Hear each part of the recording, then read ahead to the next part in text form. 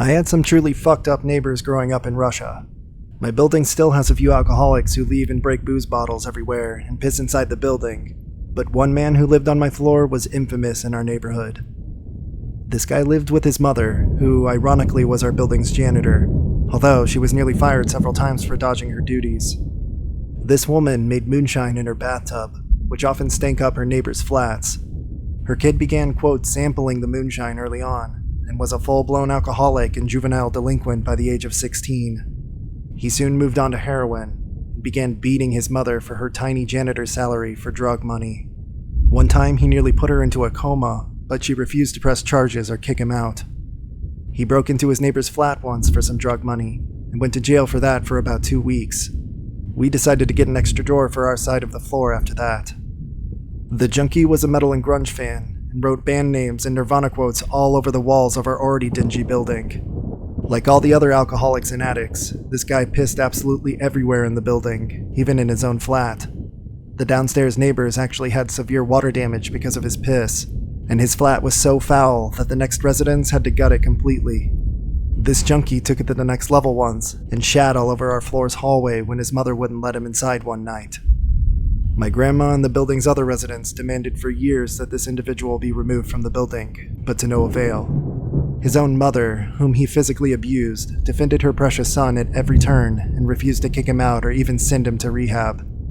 Eventually, they fell behind on their utilities and had to relocate to a smaller flat elsewhere in town.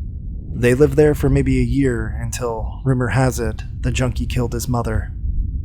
No one knows what actually happened, but the junkie was taken away by the cops when his mother died and was never seen or heard from again.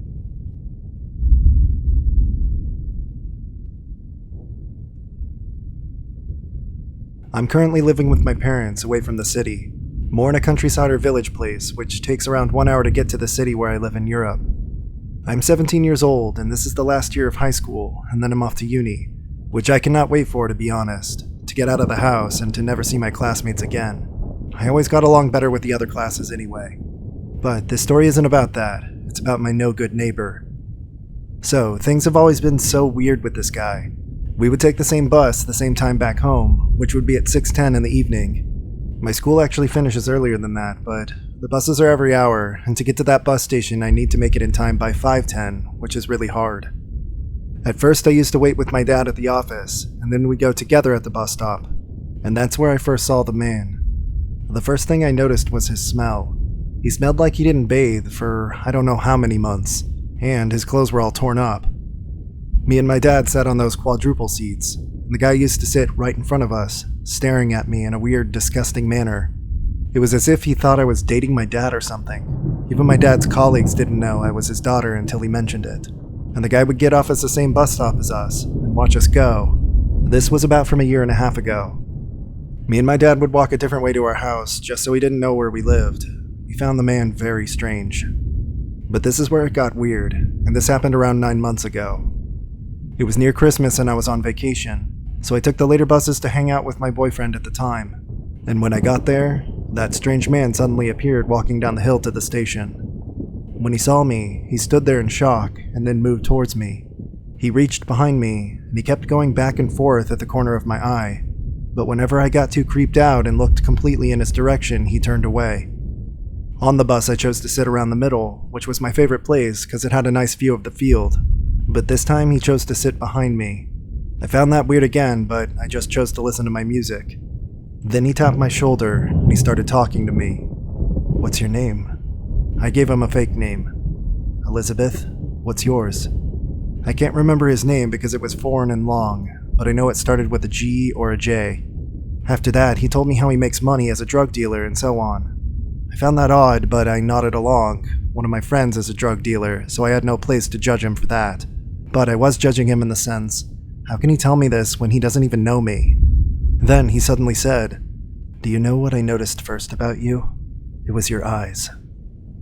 That made me feel kind of mad, because I always get compliments on my eyes. I feel like people wouldn't find me as attractive if I had a different color. But then he asked what my age was. I lied and said I was 14, so he wouldn't get any intentions of doing stuff with me, but he didn't buy it. He said I was bullshitting because why am I going to school so late? I told him I was on vacation, but he didn't buy it again. He just told me, "Nah, you must be older." That made me even more mad, so I just put my headphones in to listen to my music, but he tapped me again. "Do you have a boyfriend?" At the time when I did have one, I said yes, and that I really love him, and he's great, and so on. And then he said, "Well, love at your young age doesn't really last. You know you just have to play around." I had it with this guy. I just turned around and listened to my music the entire way. He kept on tapping me, but I didn't look behind this time. After the bus ride ended, he asked me where I was going, and I told him to my boyfriend's. Then he had the audacity to ask me if I would go get a drink with him. Of course I said no, and then I ran to the other bus to get to the train station to get there. Fast forward to the future. This was around April, and me and my ex had broken up about 2 months ago. I had a short day at school, and generally I would stay with my ex until my dad left his workplace, but in April we completely cut contact. So, to really get to my house, you need to change buses twice. I thought I was safe because I didn't see my neighbor in the first stop, but oh boy was I wrong, because I saw him in the second. I sat close to the bus driver at the quadruple seats. He sat in front of me and touched my legs. I immediately moved my legs away and gave him the weirdest look. He then asked, "What's wrong?" I just gave him the worst look and shook my head, and then I listened to my music, ignoring him.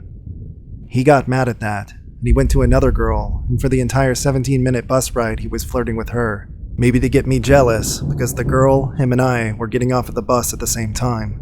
But the girl left, and he waited for me to get off. I got scared now. As I got off, he grabbed my arm and said to go to his house to have some fun, and I was panicking and I said no, and whenever I tried to get out of his grasp, he went in front of me and didn't let me go. Then he said, "Please, kiss me, you're so pretty, you're beautiful, gorgeous, just kiss me." And he crouched fast and aggressively to kiss me, but I screamed no. The bus driver saw what was going on and stopped. He shouted at him or something, but I left his grasp. I couldn't pay attention to anything but running away. I was just running to my house, and that was a mistake. He saw where I lived, but I was panicking. I took the keys out of my bag, looked behind me as I opened the door, and he was there, closer to my house, laughing hysterically as the bus driver just shouted at him. I went inside, closed the door, and just fell to the ground crying. I've never been so scared before. I called my dad and asked him if I should call the police, but he said not yet. If he does something else, then I should. I felt like my dad couldn't deal with anything at that moment. After that, I was too scared to go to the bus again, so my dad took the car to work and I would go with him, and then go home together by car. This next part was around 2 weeks ago. 4 months have passed and I wasn't worried anymore about the incident, and I'm on vacation now. So I took the bus to see my friends, and, of course, there he was, at the bus station. This time I called my friend. I told him that the strange guy was there, and talked with him for the entire bus ride so the guy doesn't come close to me. But while I was standing for the bus, he kept on going backwards and forwards and all around me. When we got on the bus, he sat at the back and I sat at the front. He got up at one point from his seat, went all the way up to where I was sitting, and stood near me, looking at me. Even the bus driver noticed and looked weirdly in the rearview mirror, but then he just went back to his seat. At the end of the bus ride, I ran to the other bus to go to the city and I was fine. Nothing happened. But of course, there's a but. Because 2 days ago, when I was watching a movie with my family, I noticed a guy in a hoodie walking around my house, which I found peculiar, but didn't think much of it. 30 minutes later, I saw the guy again, and then every 30 minutes, I saw him going back and forth. Then I told my family, "There's that guy." We all went to the window. He saw all of us and quickly walked away. We saw him again going back. This time my dad had enough of it and opened the door, but he ran away. I don't know what to do. This guy really scares me. I want to leave the house, but I don't really feel like I can. My dad wants to talk with him and tell him that he'll call the police if he comes close, but I'm kind of scared that he and his friends would gang up on my dad since he's a drug dealer. He must have others to help him, especially with the threat to keep my dad's mouth shut.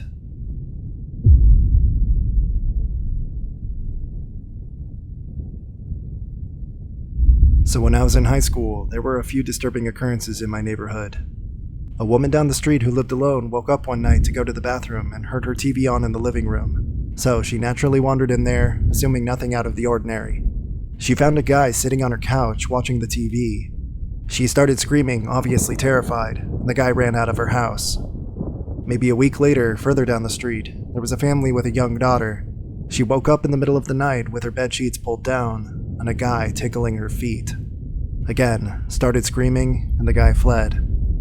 Another week or so later, 3 houses down where an elderly couple lived, the husband woke up in the middle of the night to find a man standing over his bed and staring at his wife sleeping. The old man started hollering at the guy, and the guy fled again. So now, shit is on super high alert. Cops patrolling regularly, etc. They somehow figured out who it was, and everyone in the neighborhood got a flyer with his picture. Behind us was a densely wooded area that stretches for a couple of miles in every direction. This guy had been literally living in those woods for upwards of a month in a tent, doing God only knows what when he wasn't breaking into houses. But the creepiest part of the story is this. One night in the middle of all of these incidents, we had our sliding glass door open with just the screen door behind it shut. This was in the summer. We had a big backyard, and it was pitch black back there at night. Our dog suddenly jolted up and started growling viciously. Like I'm talking tail stiff as a board, hair on the back of his neck standing up. Our dog was the best, nicest dog, like ever. He never did that. So naturally, we were all like, what the fuck? My father jumped up and put the floodlight over the deck on to see what was back there, but of course, there was nothing. The next morning, we were outside doing yard work and noticed the lock on our back gate was broken. Someone had clearly done it. It wasn't like it was wear and tear or something. It's very safe to assume that this guy had tried to get into our backyard and house, but was deterred by my dog's growling and barking. 15 out of 10, good boy.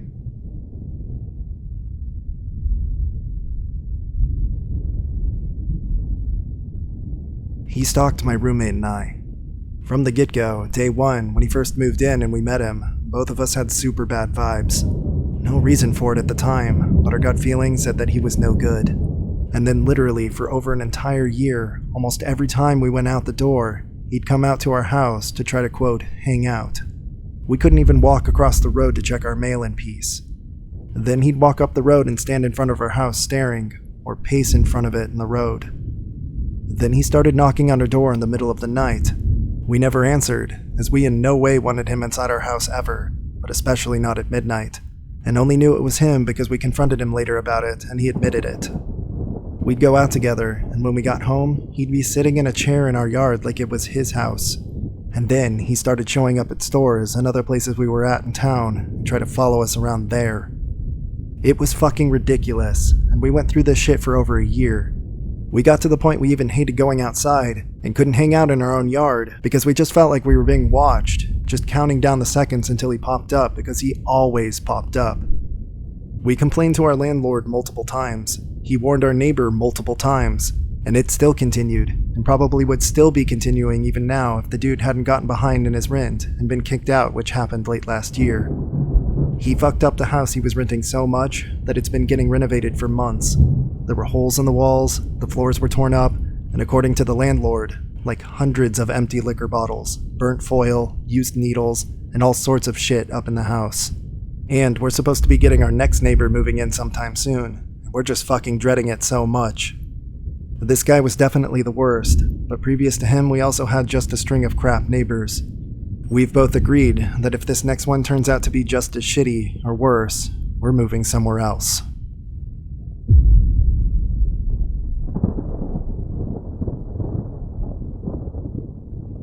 My dad lives in an apartment, and one day he came home to the cops outside of his door. It was very early, like 5 or 5:30 a.m. They asked if they could ask him some questions, and my dad said of course, invited them in, and made them some breakfast. They asked him some questions about his neighbor across the hall. Just general stuff, like have you noticed anything weird, etc. My dad told them no. He looked like a well-put-together, 30-ish-year-old businessman. My dad lives in higher-end apartments, so this is what everyone looks like. Nothing weird or out of the ordinary. The cops go on to explain that a 30-year-old woman is missing and was last seen by a security camera walking into the building with this man. But they never had any footage of her, or him for that matter, leaving the apartment. The cops stay outside and monitor the apartment until about 5 p.m. that night when they finally get a warrant. They notice a shower curtain was missing and golf clubs scattered on the bedroom floor. They end up arresting the guy. Fast forward 3 weeks, and the cops find her body about 45 minutes south in the woods on the side of a bike trail. Some runner had stumbled upon her. Nothing more was released on what state she was in. Then, about 2 months ago, they found more security tapes. As the investigators went back to look at them, they discovered the man leaving the apartment with his golf bag. But like I said earlier, all of his clubs were in his room. I'm sure many people have put two and two together. A full-size woman wouldn't fit in a golf bag, but that's how he got her out. His trial is coming up. As of right now, he claims it was an accident, and he panicked and tried to hide it since he had a girlfriend.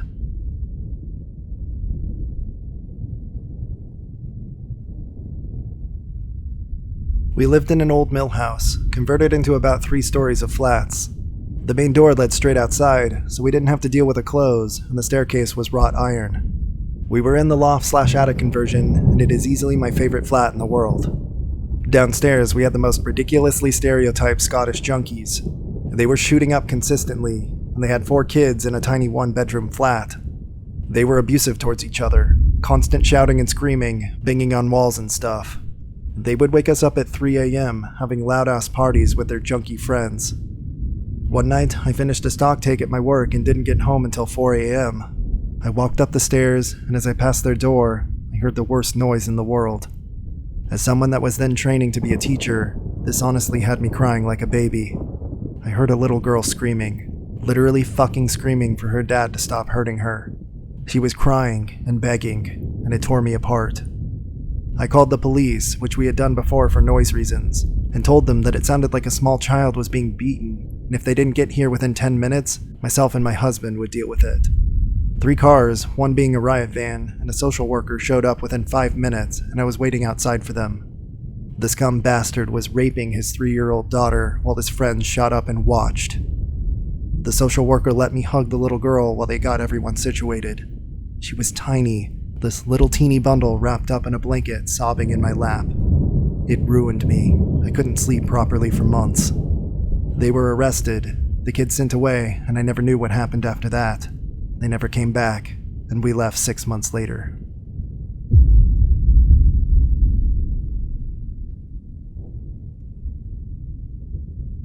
They tried to kill my dog because it was a, quote, death dog. She was a white lab, and very sweet. We had a large fenced-in backyard. My dog wasn't terribly loud, she wasn't aggressive at all. She was just the size of a lab, and my neighbors, specifically the wife, thought that made her evil. They called the cops more than once, saying my dog was terrorizing the neighborhood. The cops came, met the dog, and we explained that she was always in her yard. They left saying just make sure she stays in the yard. Well, the neighbor called 2 more times to complain, and eventually they went and spoke with her about her ludicrous complaints. Here is when she started taking matters into her own hands. We noticed our dog was getting sick a lot, like really sick. We took her to the vet, and the vet said we needed to stop feeding her human food, and that it could be bad for her. We had no clue what she was talking about. We went back home and decided to keep a closer eye on her. It turns out our neighbor had been dumping all manner of vile things over our fence. Food scraps, mop water, and God knows what else.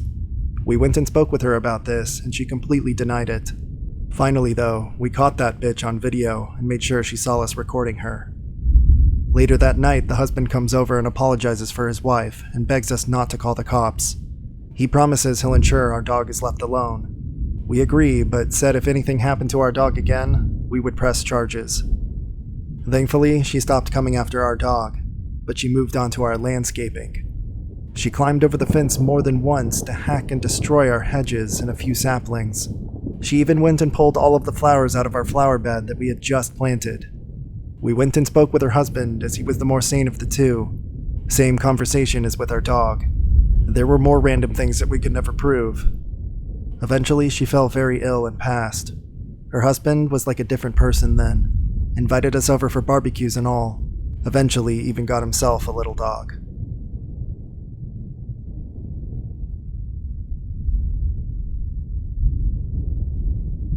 My family and I used to live in a rough neighborhood when I was a kid.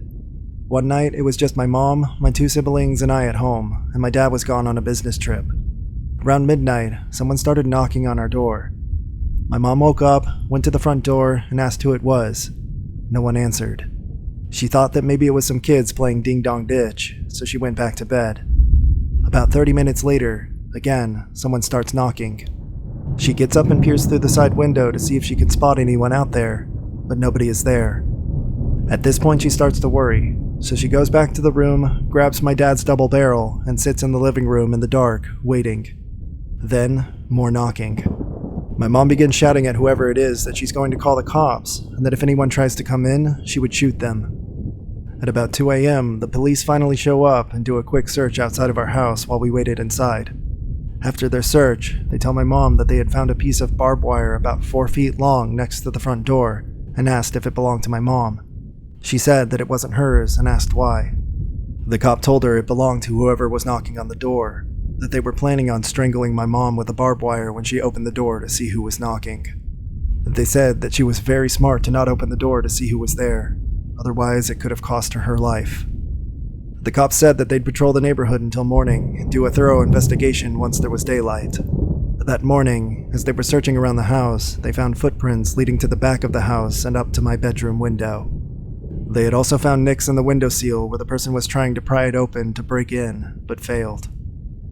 My mom always suspected it was this one neighbor, because he would always stare at my mom through his curtains and wasn't very friendly. He also knew when my dad wasn't home, since he knows what vehicle he drives. We moved out of that house after that.